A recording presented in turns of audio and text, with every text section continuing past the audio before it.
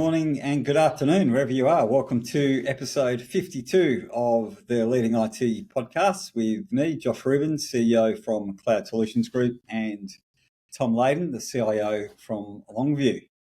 If you're new to the podcast, welcome. If you're a regular, welcome back. Also, we are starting to record these on video as well, so you will be able to find the episodes on YouTube if you so desire. But we've always said, Tom, we definitely have a good face for radio, but it's okay. And our show, it's all about giving IT leaders unique and valuable insights into what's going on out there across cybersecurity, infrastructure, AI, strategy, and leadership. And in this episode, I was very fortunate to attend the Microsoft PowerPlatform conference in Las Vegas last week or the week before. So got lots of exciting news and insights from there. G'day, Tom. G'day, Josh. Good to have you back in the country, mate. It's good. Good. Well, it is good to be back, although it was between 25 and 32 in Vegas. The whole time I was away. And how's Vegas looking? Did you stay out of trouble? I did stay out of trouble on this occasion. No, it was good. It was good. It's a good, really good conference. The second time they've had their specific Power Platform conference. Right. And there was about 7,000 attendees. Yeah, wow. Which is pretty good, and everything was packed the whole way through. So we'll hear about that in a sec, right? So I just got a couple of news things. I think the big news is that big news really depends on what you think, but November the 1st, Microsoft are releasing their Copilot apps for all the general release. I think for those of us who couldn't get onto the trial, I think anyone with these are like an enterprise license get access to Copilot, and that's across Word, Excel, Outlook, Teams, SharePoint. So it'd be interesting to see what it looks like when it's unleashed on the general public. Have you got your hands on it, Josh? Yeah, we do. Our guys are testing it and actually doing projects in anger for customers at the moment. Yeah. So you're going to pay? Are you going to pay for the extra M365? You're going to buy it for some I wouldn't mind seeing it first before I fork out any money. Look, I mean, from what we're seeing on the videos, everything, it looks like it does your work for you. You just say, I need some meeting notes. He goes, there you go. There's some meeting notes for you. Or I need this report, or can you read my emails for me? So it looks good. Is it a silver bullet? I doubt it. I think it might do 80% of your work for you. It won't do 100%, right? What are you seeing, Josh? Yeah, well, a lot of the conference was about exactly this point. So I definitely will get into a lot of that about talking about how it works. Well, but also what do the next 3 to 5 years look like? So in enterprise, or what's going to happen? And the key question sort of presented was, how will you be relevant in 3 years' time? Isn't that interesting? That's a fascinating question. That's something we all really need to think about. It's also not how do we be relevant, but how is your business relevant, right? As well. Exactly. It has broad relevance, right? On an individual level, as a business level, and I think if you look at the big sort of changes that have happened in the last 20 years, whether it was web, virtualization, cloud, low code, now AI. The sort of the time you had early on, you had 8 to 10 years to get in, but now the timeline is shrinking significantly. So absolutely, and I don't think people can afford to miss this one with AI. Hell no. I don't think this is one. I don't think this is one people can wait and see how everyone else goes, and I'll wait 2 years or whatever. I don't think that's gonna. No. This is the time to lead. You don't want to be a second follower. You want to be you want to be leading the pack in this charge, I think. Yes. So we're doing a couple of projects at the moment around using ChatGPT on enterprise data. So migrating customers' data up to Azure OpenAI, using the Azure OpenAI and cognitive search. So putting there's customers in the construction space, so putting a lot of their project data so their users can ask questions against data. Without having to search and find things. So that's pretty good. That's a good use case. You can also connect it to SharePoint as well. So, which is also a really good use case. And there's some other announcements from the conference that I'll get into a bit later about many other data sources that you can connect to. Yeah. Which will really open that's it it. up. That's where the goal's going to be, right? When you bring that context of your business and meet it with AI, that's awesome. And when you actually turn that into something that's useful for the value chain of what you do, then that's amazing. Did you have any other news before we get into? Yeah, so the UI, most people will have heard about it, but I thought there was some interesting, given its relevance to the conference, is that on September 11, MGM casinos had a massive cyber attack. No way, right? Yeah. So it cost them they're talking £100 million wow cost for the attack. Is that because of just an outage, or did they actually lose money? No, they had cyber attack. There was a cyber attack. Yeah, well. So, and some very interesting points. So it was a 36-hour outage affected. So, MGM is a bunch of casinos. So it's Bellagio, Excalibur, Mandalay, etc. And the hackers had a range of personal information about customers. So in addition to the cost, there was a $10 million in one-time expenses due to, using technology consultants. Rolling in a SWAT team, right, to stop it. So what actually happened? It was. Have you heard of something called vishing attacks? Not a phishing, so with a V, not a PH. No, I have not heard of that. So I hadn't either. So I thought that's why I thought this was an interesting one. So vishing is about where you use social engineering instead of an email. Yeah. So the group responsible was called Scattered Spider. They used a ransomware as a service, and they specialize in social engineering. So what they do is they look people up on LinkedIn and they look up their social media, and they put a phone call. They make a very convincing phone call to the IT help desk. Right, saying I've lost my password, whatever. I need to get in. Some sort of sob story about that. The IT guy goes, no worries. Let me just bypass all our normal procedures and give you what you want straight away. Yeah, and they had enough relevant information and accurate information about the individual to make it look legit. And their members are sort of late teens, early 20s. They're based in Europe and the US, so their accents are American. Right. Yes. The English is good, so it's not a heavy Russian accent. So they looked on LinkedIn. They impersonated them on a call to the MGM's IT help desk, and they were able to get credentials to access and infect their systems through that. Oh, wow. And so they got like sysadmin type access. Yeah. Jeez. So,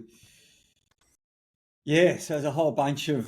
so I recommend people look... We don't need to go into do that, but it's really around impersonation. So you're impersonating someone, looking at social media and all that sort of stuff. Sorry, Tom, what were you going to say?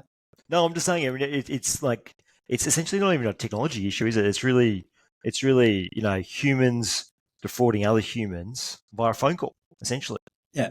Over voice, right? So it's not about people hacking into firewalls and using some sort of 0-day issue. It's actually old-fashioned scamming humans. It's always the weakest link. And they're saying like a lot of the end user training now is not in this sphere. Right. A lot of it's focused around phishing emails, not vishing, not phone calls. So if you've got someone who's highly, authoritative, seems to know what they're doing, and they can bully a poor help desk employee, and I'm away, I'm on holiday, my password isn't working. Can you reset my password, please, and give me access into whatever? Yeah. I've lost my phone. I just need to do this thing. Yeah, just bypass the two-factor authentication. Yeah, it's frightening, isn't it? And also on the same day, Caesars also got hacked. All right, so they targeted casinos. Yeah, and it was also, they said, an outsourced IT vendor was the victim of a social engineering attack. So it looks like, again, it's a different mob, same industry, but the same type of tactic was used. So I thought this was interesting, given obviously the relevance to Las Vegas, but also the sort of the innovation in the way that they went about it. So. And all of our listeners will have vulnerabilities in this space, I suspect. Yeah. Yeah, for sure. Awesome. And about you, any more news, Tom? Well, I just got the other piece that I picked up was that a recent survey, 42% of computer users are using AI-based apps now on a daily basis. So almost half their apps are now are AI apps. And then they've gone further to say that pretty much all developers are looking at AI or putting AI into their apps. It's just what people are doing now. So it's not even a question of will this take off or be useful. It's just what people are doing. And then in the old days, it used to be, oh, there's an app, mate. There's an app for that. People used to say, oh, there's an app for that. Now it's like, oh, there's an AI for that, right? So pretty much everything you want to do, there's an AI thing out there doing it. Probably better, frankly. Yeah, and look, and from the conference, I mean, the Microsoft are covering all angles. They had the one of the sessions was the CEO of GitHub, who Microsoft acquired, talking about their Copilot for GitHub. Oh yeah, one of the first leaders in that space. Yeah. So Microsoft, I think, have got really really heavy. So I'll get into some of the announcements. And go for it. We can have a chat and sort of go from there. So there was a sort of there was the sort of the Power Platform area, which around the announcements. So that was one area, and a lot of that was focused around Copilot, around all the different Copilots within Power Platform. The other area was around Fabric, was around data, because obviously if your data's foobar, then AI is not going to. So talking about if we've in the hype cycle and we're about to hit the trough of disillusionment. But a lot of that's going to be because people's data is crap. So once people sort of get across that and they solve that problem, then we think things will. So the first thing is they announced a lot of Copilot. So first one was an app Copilot. So essentially within a Power App, you can have a user side Copilot. So a user can ask questions to a Power App. Yep. So not just in building a Power App. So now you can say to Power Apps, build me an app that does this, and it will start it will get a table and do some very basic things for you. But now even the users of the app can ask questions of it. So like, how do I put my timesheets in, or log my expenses, please, and it starts just working it out. Yes. So that was the new one. There's a Power Pages Copilot. So Power Pages is the Power Apps product for when you're interacting with people that are not part of your AD domain. So it's a public website. So it's essentially a low-code website. Yep. So now there's a Copilot for building websites. So you can build a website using Copilot, but also a front-end chatbot, Copilot style chatbot for end users. So if you've got like a form for a local government body, for example, we've done a number of those. So people can ask questions against how do I do this, etc. Against that. There's a Power Automate Copilot. So, for example, I want to automate this process. Please create an automation workflow for me. Bang. Does it? Is that right? Yeah. Fantastic. Yeah. So you can, obviously it needs checking. So I think that a big point was it'll do the grunt work for you. So the highly repetitive tasks will be done for us by AI, but that's still that 20%. Yeah. It needs to be checked by humans. Yeah, very similar to how, when low code came out initially, well, there's not going to be any developers. We don't need any developers. Yeah. Well, you still need developers. So it's the same with AI. Well, we're not going to need any developers. Well, you still are, but they're going to be doing different things. So it's not going to be the grunt work. So very similar to that. This one was really interesting. So a process mining Copilot. So have you heard of the Power Platform process mining tool? Yes. Yeah. So for those out there who are not familiar, but essentially it's a tool that you can plug into your environment, and it will look at your business processes, and it will tell you what your inefficiencies are and how you can make them more efficient using Power Automate and Power Platform, and it will give you some RTO numbers around what return you'll get from it. But now you can actually ask it questions. Yeah. So you can say, how much will I save on this process? How do I do this? How do I do that? So you can use generative AI with Copilot. And is that in like real time? So where are my bottlenecks at the moment? Yeah. Wow. Oh, yeah, I'd love to see that in action. So these are all public preview, by the way. These are announced as public preview, right? On the day, which is a week and a half ago. And then there was a lot of talk around Microsoft's view is that employees are burnt out. So things like 64% of employees don't have enough time to do their jobs. They're struggling with innovative thinking, and that lack of innovation is concerned. So that's sort of their grounding for why you need a co-pilot. Because staff are not working properly. They're too busy. They're doing stuff that's inefficient. Yeah. So therefore, you need. It's self-serving numbers, but that's sort of saying things like so users spend 8.8 hours a week on email, 7.5 hours a week in meetings. Yeah. 3x more Teams meetings and calls a week since February 2020. And inefficient meetings is the number one disruptor, right? So they're obviously positioning themselves saying, well, if you're going to have a co-pilot, then, we're going to give you back a lot more of your time. So that's sort of where they're saying, and then the surveys are sort of where employees are comfortable using AI. So it's around finding answers, summarizing meetings and notes, analytical work, creative work, admin tasks, etc. So that's sort of where, so that was sort of the big keynote. So there's a lot to unpack. There's a lot there, a lot of new stuff, and they showed it, right? They didn't just announce after each one. Someone came out and actually did a demo of it. Yeah, right. And it was working, and no doubt because it's America, everyone's gone wild. The crowd's gone crazy, all that stuff. There was a lot of cheering every time I went, and I was thinking. I don't know why you're cheering, because if your job is to build apps, that you're cheering the thing that's taking your job away from you. Is that what did you see that though, or do you think what, this is just going to make it easier to build a lot more apps for a lot more people? I do agree. So that was on my first day. Afterwards I was feeling where's the opportunity, but then on the second day, the answers became sort of became quite obvious. So. Go on. Sorry, mate. I was going to say, I think most of the listeners to our podcast, I think that they know that the real art in getting this stuff right, it's actually not the coding, right? It's actually the design and the engagement with the users. And that I don't see AI doing that. I think once you understand what the business needs, then the AI kicks in and delivers, right? Yeah. But the humans really need to understand the business and the stakeholders and the goals, and then they need to then play AI to get the result.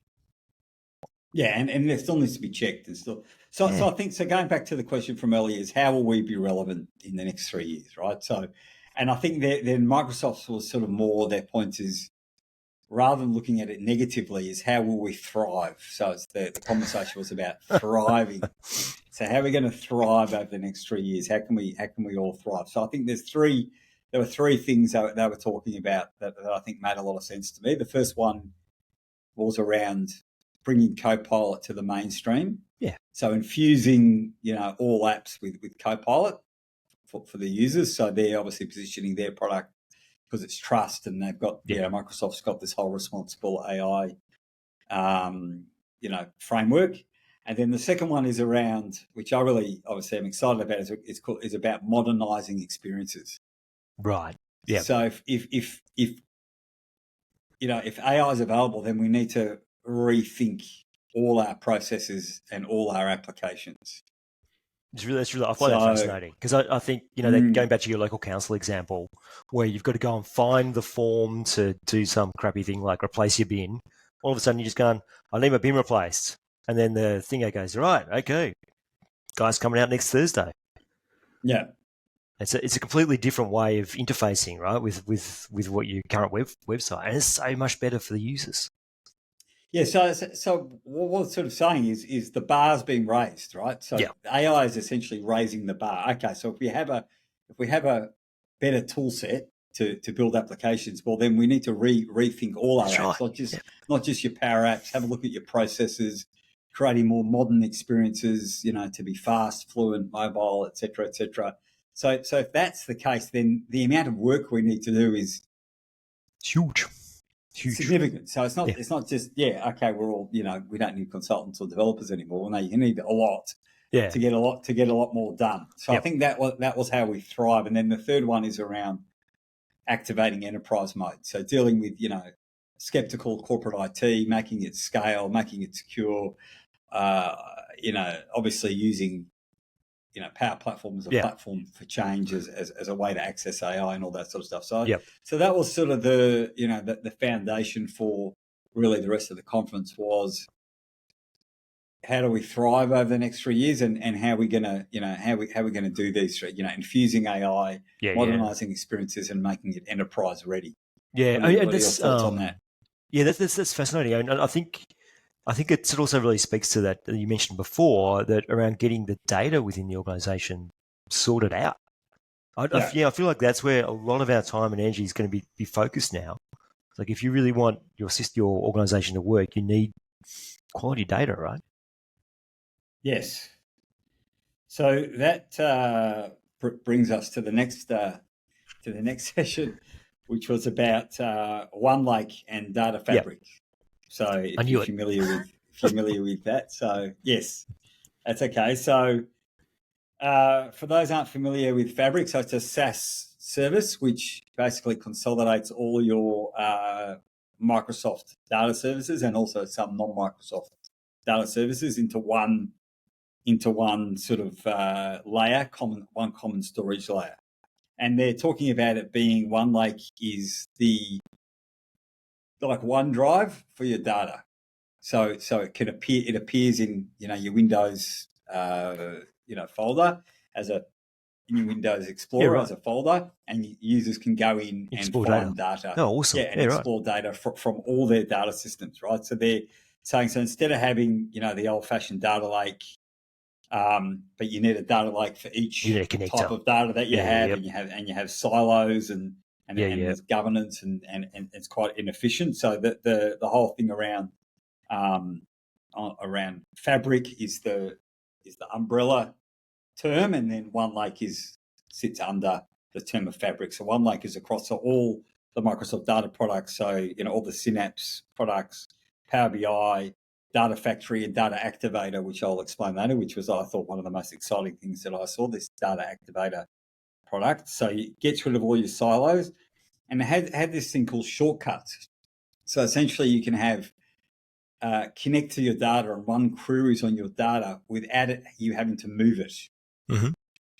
So that's pretty exciting. So instead of having to move it into Snowflake or whatever, you can actually run queries on your data in place. Okay, so it goes to your ERP system or your whatever customer portal thing. Yeah, so wherever the data sits, if there's a shortcut to aggregate it back into a main lake. No, well, it will provide a logical aggregator. Right. But you don't actually have to do any data copying. Yeah, cool. Which, as you can imagine, would be a real pain in the butt. So you can start doing queries on data, and it puts a logical overlays. They call them work domains and workspaces. Yes. So it's putting a logical overlay across and framework with security governance. And your data can actually be different. So if you're global, if you've got some data in Europe, some data, in Australia, it doesn't matter where the data is located. Yep. So you can still have that seamless access to your data. So they're democratizing, that old term, they're democratizing this, the data lake capability. What else? So it's virtualizing. They've also got support now for AWS S3 data. So if you've got your data even in Amazon, Google Cloud is coming soon. So it's pretty cool. So you don't even have to copy your data out of a competitor's cloud. Support for things like Data Fabric as well. So it's open, and this whole shortcuts, they announced at the conference a shortcut to Dataverse. So all your Dynamics 365 data, your Power Platform data, you can now run queries via OneLake without having to move the data. So that's a pretty big announcement. Yeah. Well, it's fascinating. I'd love to see like a practical implementation of this stuff. It'd be great. I mean, this is like a utopia vision, right? And I think most people have been working on this for 20, 30 years. So it'd be great to see how this actually materializes. Yeah, so I mean, they showed it, they demoed it, so definitely, I can't talk for any more. That the demos Worked. Actually worked. There was some really cool announcements around Power BI as well. So they had all the Power BI leads were there and presenting. So now some new things around. You can use there's a co-pilot for Power BI, so you can ask for, please explain. Yeah, this is good. This graph to me. Yeah, this is really interesting. And you can ask more intelligent questions instead of just saying, "Here's a graph." You say, "Oh, well, so what are the trends over the last 3 years of this particular thing?" Yeah. And he goes, "Well, the trends are blah blah blah blah blah." That's quite good. Or even, what is this? What the hell is this? Yeah, what am I looking at? Or stuff like, can I see X figure, and it will change the graph. Yeah, right. Yeah. So that's pretty cool. They also announced you can now share reports in OneDrive, so users can interact with them in OneDrive without having to open up a Power BI application. Okay. Cool. That also, there's a web app now, so you can do Power BI work on a Mac, which you couldn't do before. Yeah, right. Because there's no local, so through the web app. It can ask questions. You can answer direct questions about data in the report, and the feature that got the greatest cheer was this dark view now for Power BI for desktop. They love their dark view, don't they? I think that explains what a lot what of the crowd was. What the crowd was, yeah. So shortcuts I've mentioned, so you can compose data through OneLake without actually moving the data. Now the one that I liked the most that was announced in preview was called Data Activator. Now, what does that one say? was, yes, I know. I was trying to explain it to someone; they weren't getting excited, and I was like, "I'm clearly not explaining this well," because I thought this was amazing. So basically, what it allows you to do is it allows you to look for patterns in data. Yep. Or whether from a variety of platforms. So this can be either from an IoT platform, for example, through Power BI, through a Power BI dashboard. So Power BI is collecting data, or through OneLake. So essentially, you can set triggers using no code, because you could always do this before, but it would require an army of developers and data scientists to get this done. So now you can do this no code. So the example that they showed was the bike, the bike hiring, like the Uber bike type stuff in London. So they have all the the bikes are in their in their racks on the streets. So those racks they're like IoT. Yep, enabled. Yeah. Yeah, they're IoT enabled. So essentially, one thing they could do is, right, you could say, well, if on Oxford Street there's only 2 bikes, I can set a trigger that will send an email to someone or kick off an application workflow based on something happening in your data. Yeah. So any of your data that you can see in OneLake or through that's streaming off an IoT platform like Synapse Real-Time Analytics or something in Power BI, you can now create a workflow. Yeah, right. Yes, a Power Automate, an email, Teams, right. or a custom workflow based on a change in data. Yeah, okay. So think about that. So if you have, what I'm trying to say is, if you're looking at a report and all of a sudden sales figures or something, whatever trigger or threshold you set happens. So instead of someone having to sit there and go, oh shit, that happened, I better do something about it. Yeah. You can automate. Yeah. An action. So this is always been. I mean, so we've been doing this for years, but I think what you're saying is this is now a truckload easier to implement. Yeah. Through that's data. exciting. It's a no code. It's basically no code, but you can also do it on all your data through OneLake. You're right, because you've got a complete view. And I think one like couple of use cases we're trying to look at identify trigger points that would indicate that a customer might leave. Right. What are the early indicators that a customer is dissatisfied, unhappy, blah blah blah. Yeah. And that kind of, with a complete view of our data, we could go, right, well, in these circumstances, we know that customers might leave. So let's set some triggers up. When these things happen, send these kind of notifications, whatever, to start calling the customer or send them flowers or whatever it is you need to do. But yeah, that's really interesting, actually. It'd be really good to see that in action. Yeah, so that's like that was announced in preview. So what's easy is it's now across all your data. Yeah, across all through your data one lake in Power BI, and it's a no code experience, right? So Beautiful. that's pretty exciting. So yeah, it was announced in preview, and then as far as Fabric goes, Fabric. So if you have Power BI Premium licensing, you have Fabric. So users that have a Power BI Premium, or the other way, you can buy it. You can buy it by capacity. So 36 cents an hour for Fabric capacity, or they're offering a 60-day free trial as well. Right. So I think the purpose of that is you got to get your data right first. So that's where so Microsoft's making it easy using Fabric. So that was, I was pretty blown away by that. Yeah, Tom, even if it sounds amazing. It really highlights the importance of data architecture, though, doesn't it? It just goes back to, you know what, this technology is getting a lot better, but if you don't have understanding of what your customer is in your data set, then it's just not going to work, is it? Yeah, and if it's a mess, and so I think what Microsoft is saying is, all right, well, instead of spending years fixing your mess, let's just use Fabric. Let's just surface it up. Make it, yeah. We'll surface it up. Yeah, we'll make it, we'll virtualize governance, security, workspaces for you. We're going to make it really easy. You don't have to move data around. You don't have to spend years. Yeah, transforming data, transforming and storing and aggregating and all the crap that happens at the moment. Yeah, well, cool. Yeah, so it can make it really easy for you. All right, so next is sort of really around the AI components. So there's AI connectors within.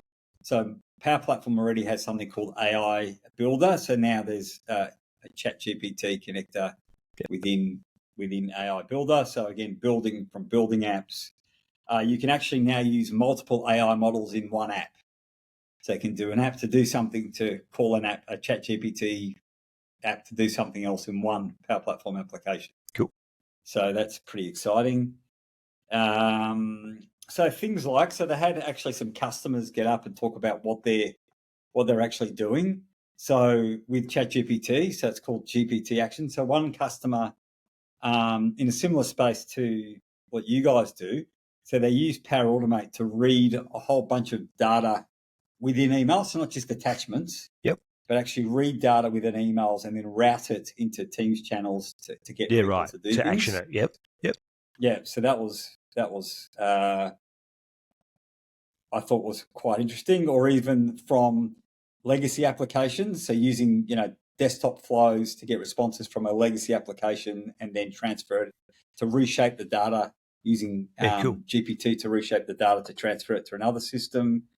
What else? Next best actions, so what you're talking about before. So having a look at a whole bunch of transactional activity, data and communication history, and recommending what we should do next. So what you're talking about, okay, so if that pattern happens, the customer may be leaving, so we're now going to have to do these things. Cool. Talk to the client. And they've got a whole bunch of what Microsoft have done is they've made it really easy, these prompts really easy. So there's a drop down, they've got a whole bunch of templates in there. So things like, I want to summarize text, I want to create a blog post, I want to classify text, I want to So it's just press a button. So they've done a lot of the hard work for you in there. Yeah, right. Yeah, cool. That's great. So, and then the last one that I thought that was really interesting is these plugins, a concept of plugins. So they've got the 170 plugins that they've announced to other data sources and applications that you can use ChatGPT with. Cool.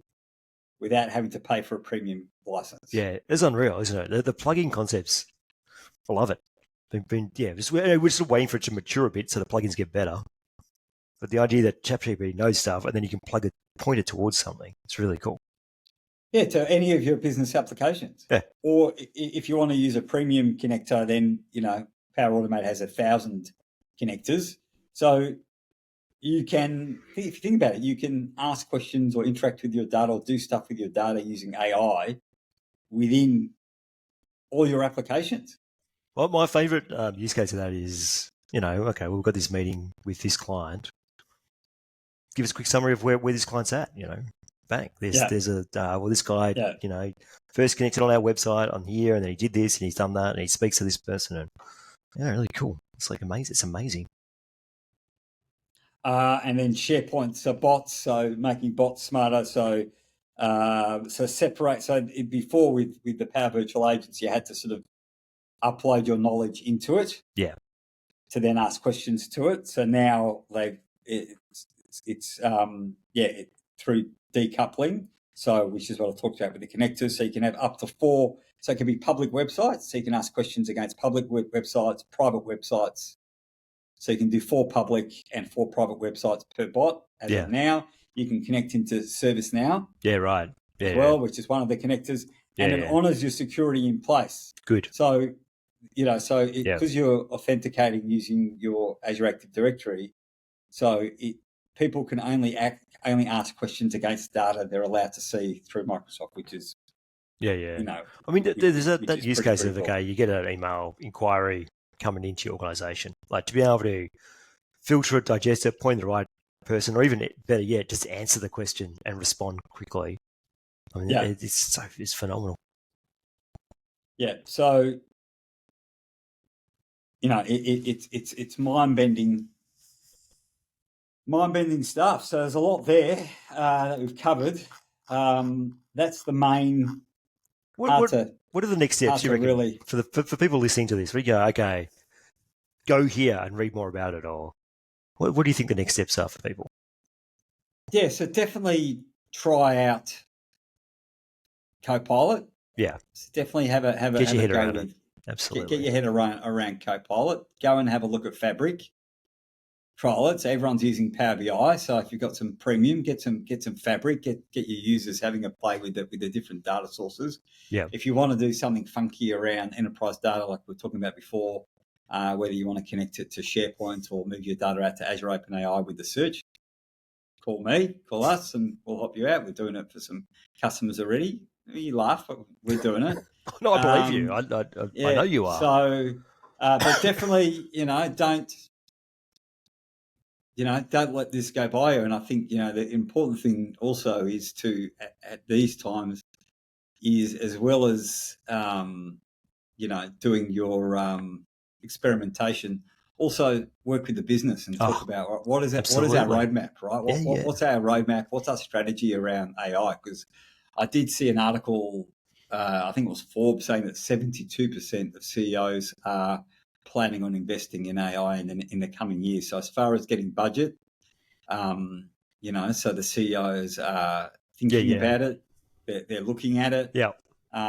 So it's definitely worth engaging them and going, right, we're actually doing something. We're not sitting on our hands saying it's not secure. Sounds like the cloud, not secure enough or whatever. And how can we help you, right?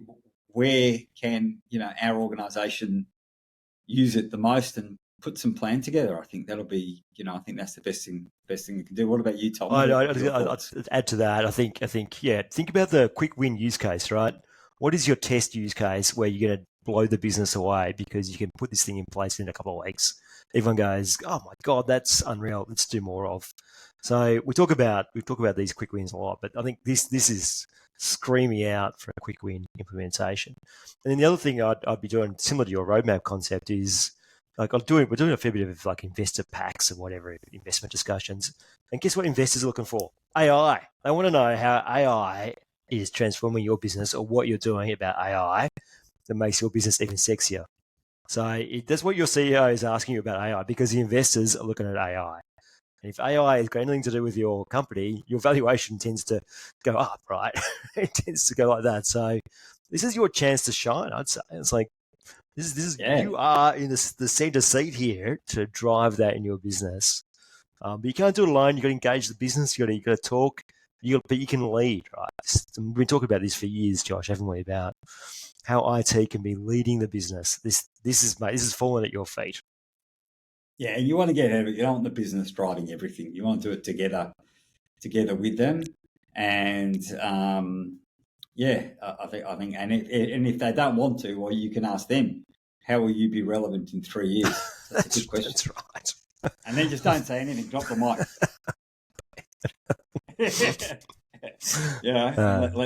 Let them work it out. So yeah. Well, that's great, John. I really appreciate the summary. It saved me having to go all that way. So it was very good.